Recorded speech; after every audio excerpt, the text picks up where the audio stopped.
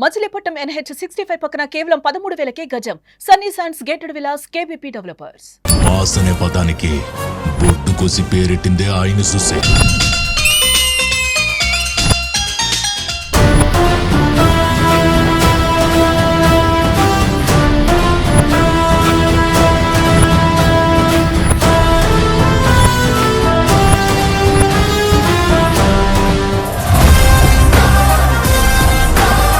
మీకు బాగా పేరు తీసుకొచ్చిన పాట ఏంటండి ఈ 400 సినిమాలకు సంబంధించి? మీకు ఫస్ట్ మూవీ నాకు డాడీ తర్వాతేనండి.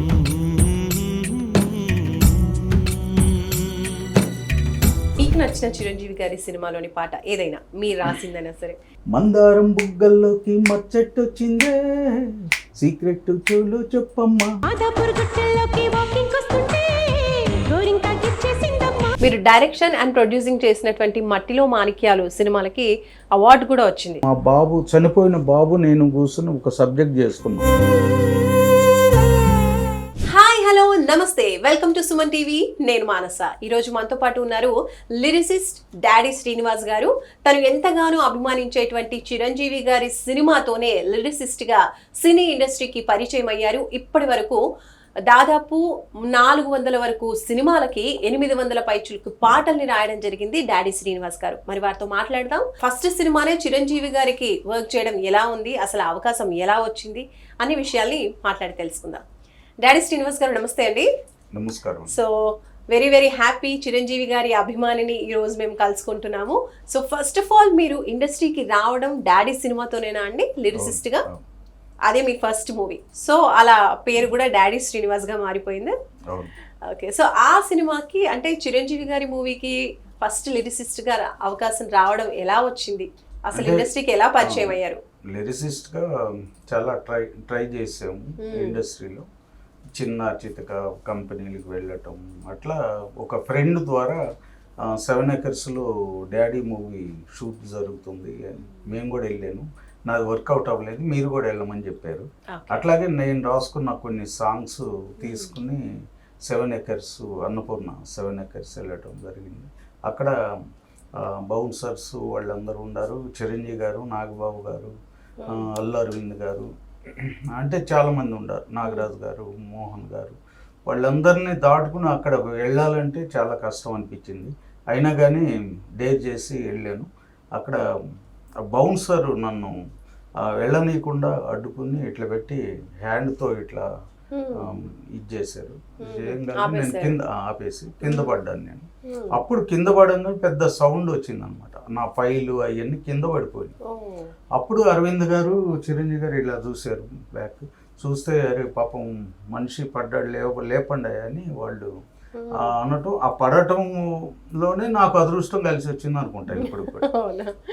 అలా నాకు ఏంటి బాబు అంటే ఇట్లా చిరంజీవి గారిని దృష్టిలో పెట్టుకుని కొన్ని సాంగ్స్ రాసుకున్నాను సార్, మీకు ఎలా అయినా ఒక్క సాంగ్ అన్నా వినిపించాలని ఆశ అని అంటే, అప్పుడు అరవింద్ గారు చిరంజీవి గారి పర్మిషన్ తీసుకుని మీరు ఆయన వినిపిస్తారంటే 2 సాంగ్స్ ఏమన్నా పర్మిషన్ ఇస్తాయంటే ఓకే ఓకే అని చెప్పారు చిరంజీవి. అప్పుడు ఎంపడే ప్రొడక్షన్ వాళ్ళు ఒక 4 చైర్లు వేశారు, 5 చైర్లు. నన్ను కూడా కూర్చోమన్నారు. నేను నిలబడతాను సార్ అన్నాను. చిరంజీవి గారు కోప్పడి కూర్చోండి ఫస్ట్ అన్నారు. అట్లా కూర్చున్న తర్వాత అప్పుడు నేను ఒక్క పల్లవి అన్నది 2 పల్లవులు అనుకున్నది మొత్తం 6-7 పల్లవులు వినిపించారు. అప్పుడు దాకా ఓపికతో విన్నారనమాట చిరంజీవి గారు, అల్లరు. అప్పుడు అరవింద్ గారు, చిరంజీవి గారు ఇట్లా భుజం తట్టి బాగున్నాయమ్మా అని చిరంజీవి గారు, నాగబాబు గారు వెళ్ళిపోయారు. అరవింద్ గారు ఎందుకైనా మంచిది ఇతను నంబర్ తీసుకోమని చెప్పారు. డాడీ సినిమాలో అంటే మీరు రాసిన పాట ఏంటి? అది మందారం బుగ్గల్లో మచ్చట్టు వచ్చింది. అట్లా నాకు ఆ విధంగా అరవింద్ గారు మళ్ళీ కొత్త కుర్రోడు ఉన్నారు కదా, ఒకటే ట్యూన్కి అందరికి ఇచ్చారన్నమాట. ఒకటే ట్యూన్. చంద్రబోస్ గారికి, శాస్త్రి గారికి, భువనచంద్ర గారికి, సుద్దాల అశోక్ తేజ, ఒక వన్స్ వేటూరు గారికి ఒక్కరికే ఇవ్వలేదు, అందరికీ ఒకటే ట్యూన్ ఇచ్చారు. ఎవరిది బాగుంటే వాళ్ళు పెట్టుకున్నారు.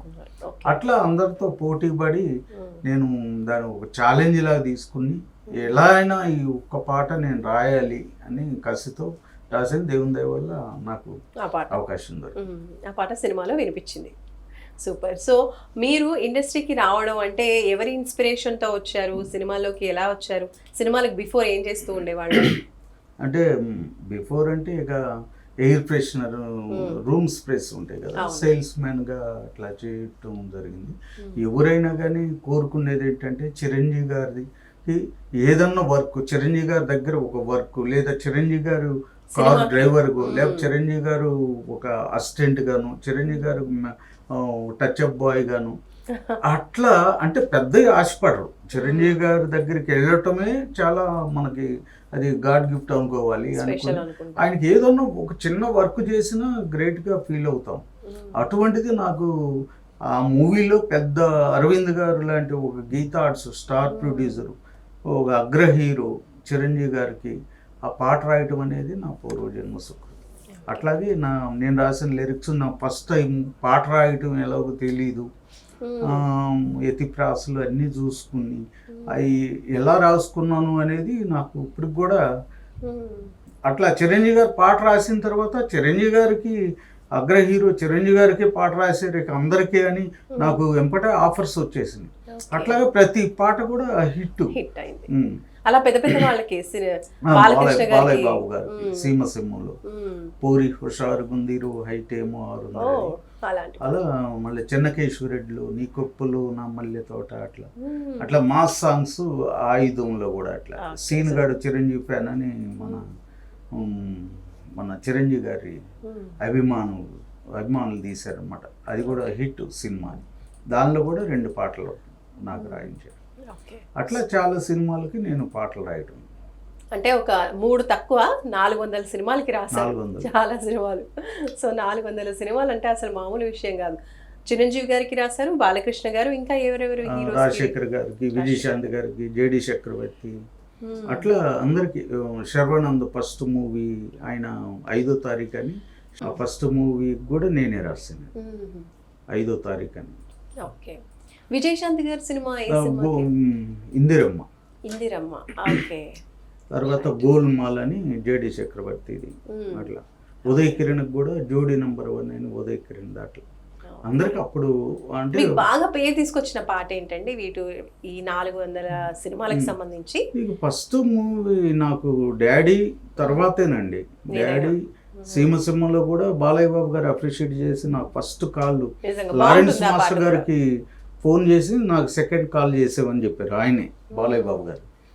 అట్లా నా నంబర్ తీసుకుని బాలయ్య బాబు గారు నాకు ఫోన్ చేయటం, ఇంటికి రమ్మని చెప్పి ఆ ఇంటికాడ నన్ను ఆప్యాయతగా వసుంధర మేడం వాళ్ళు శ్రేలో అది కాజాలు అవన్నీ ఇవ్వటం, ఆయన ఇంటికి మామూలుగా అయితే రైటర్లు చాలా తక్కువ వెళ్ళటం, నేను వెళ్ళాను, నన్ను పిలిపించారు, నా అదృష్టం బాలయ్య బాబు గారు.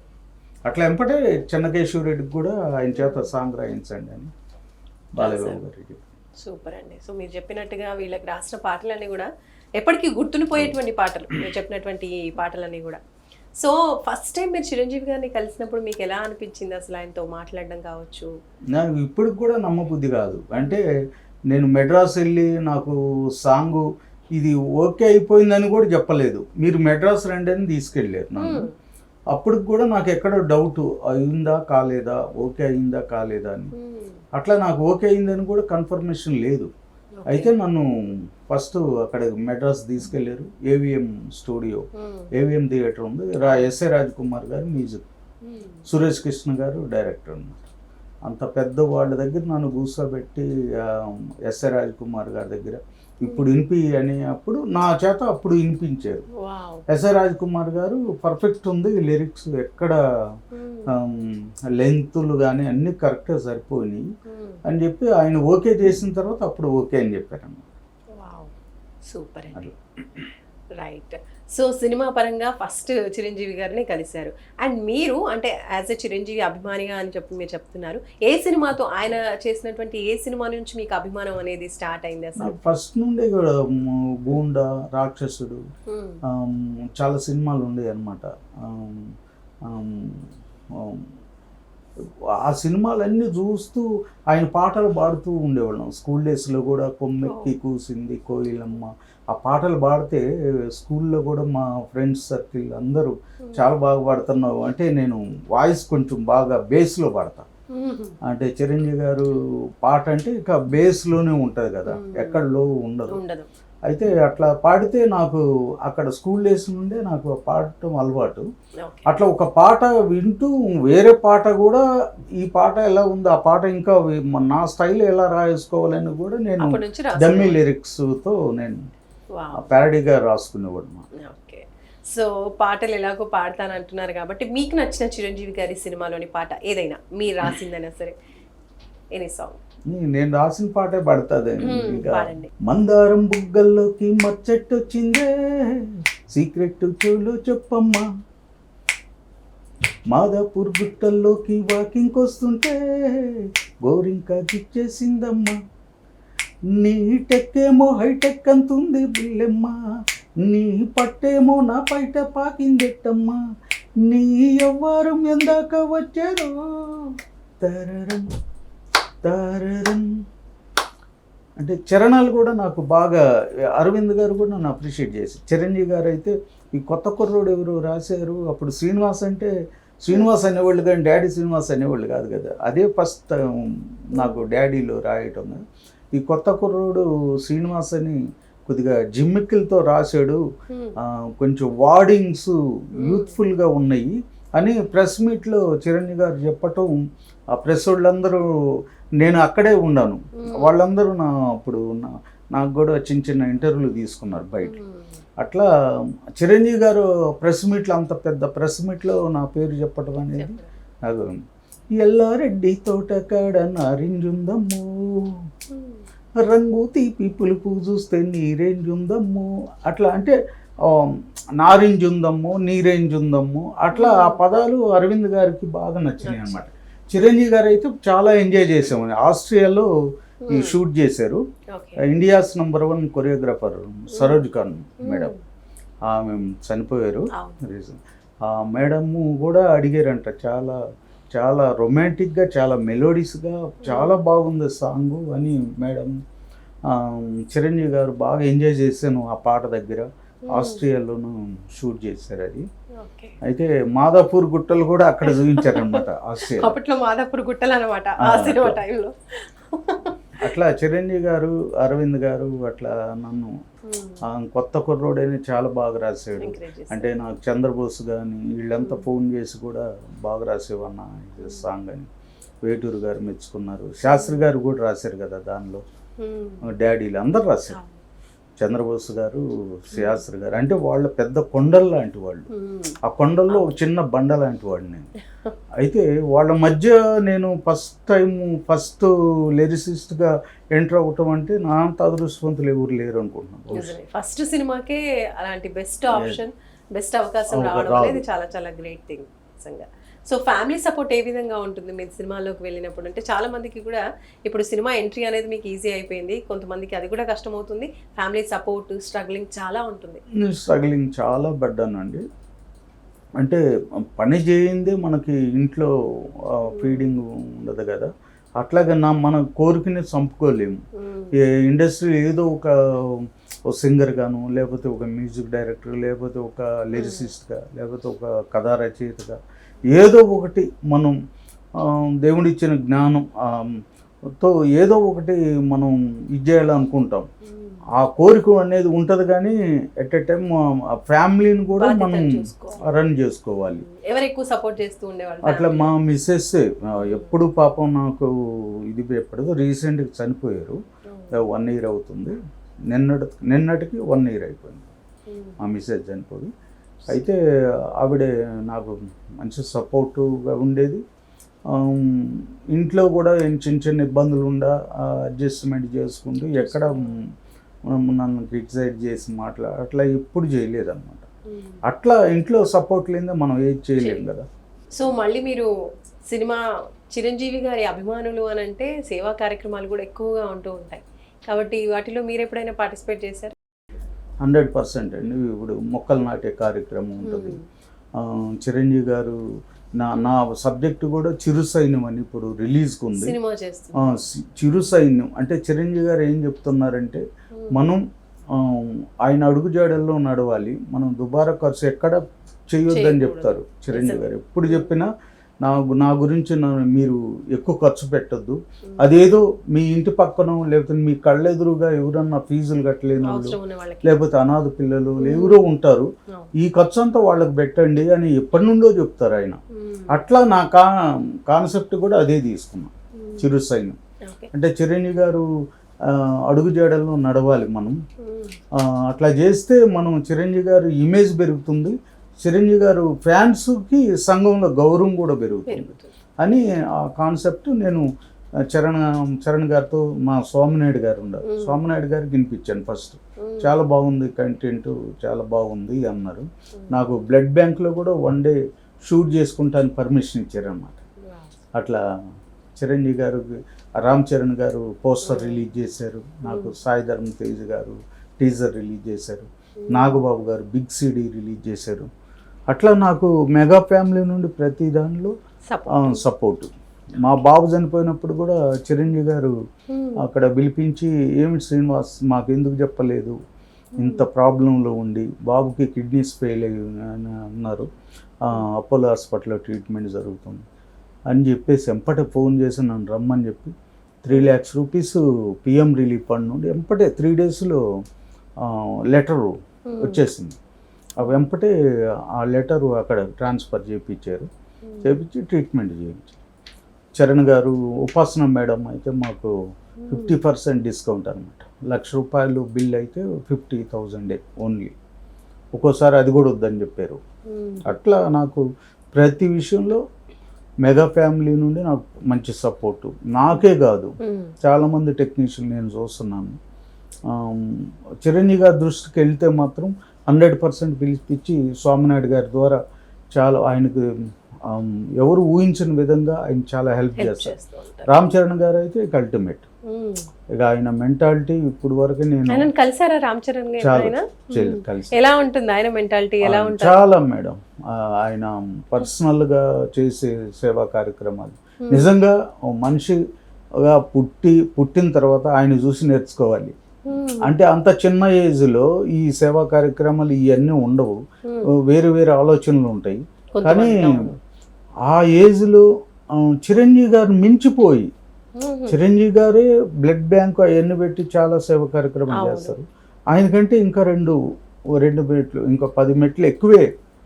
ఆ చిరంజీవి గారు అపోలో హాస్పిటల్లో టెక్నీషియన్స్ ఉంటారు, వాళ్ళకి డిస్కౌంట్లు ఇవ్వమని చెప్పి ఆయన పర్సనల్గా చెప్తూ ఉంటారు అన్నమాట.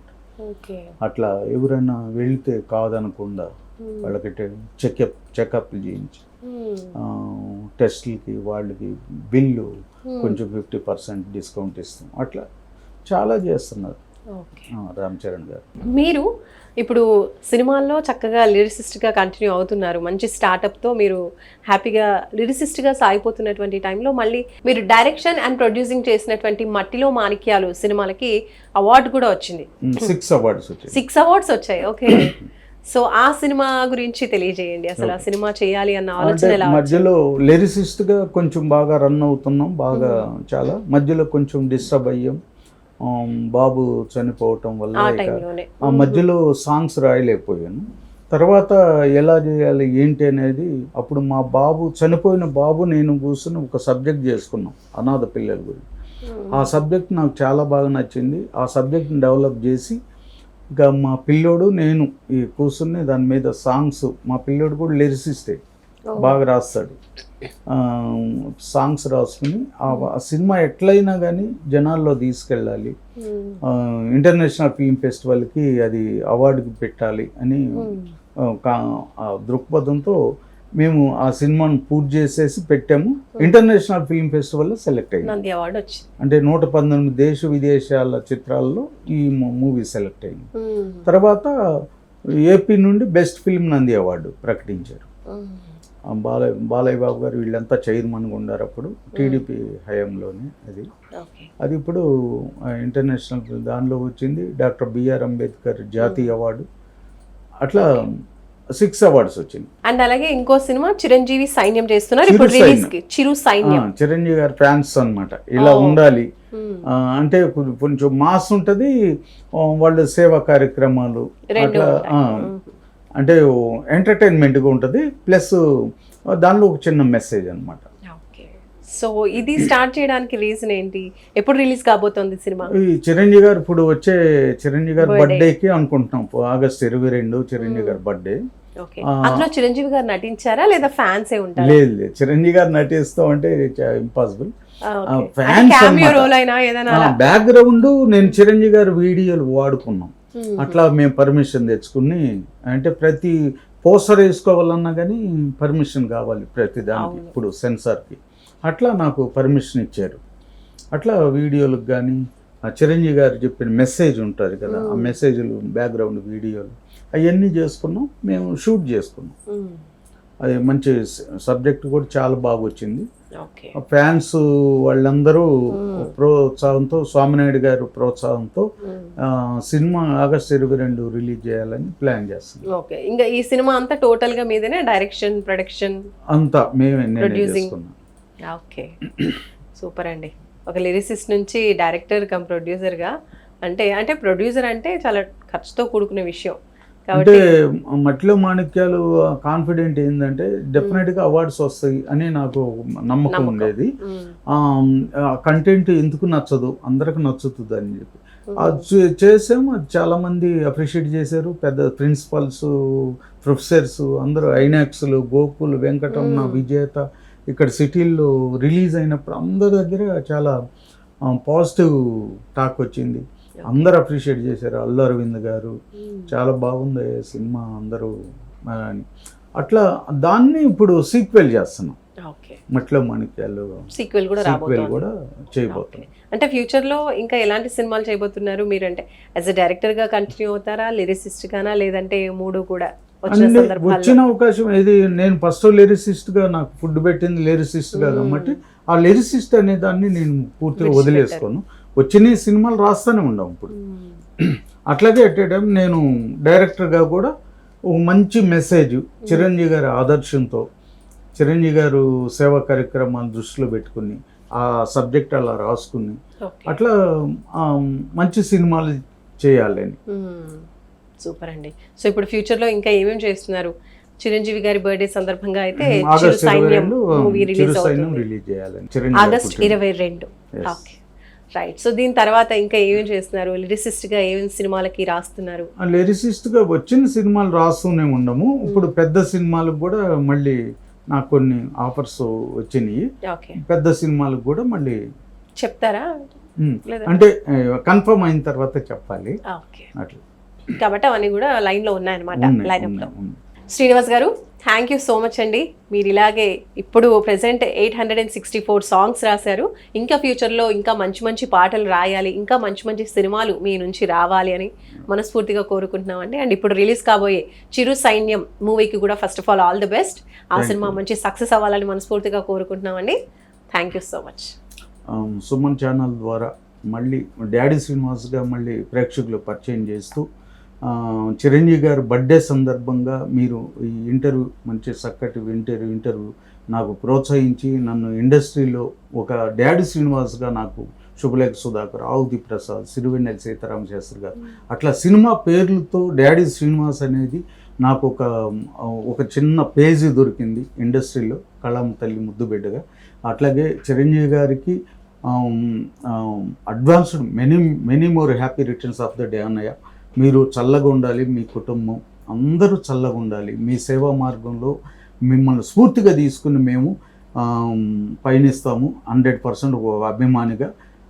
మళ్ళీ ఒకసారి అన్నయ్యకు బర్త్డే శుభాకాంక్షలు. Thank you sir. Thank you.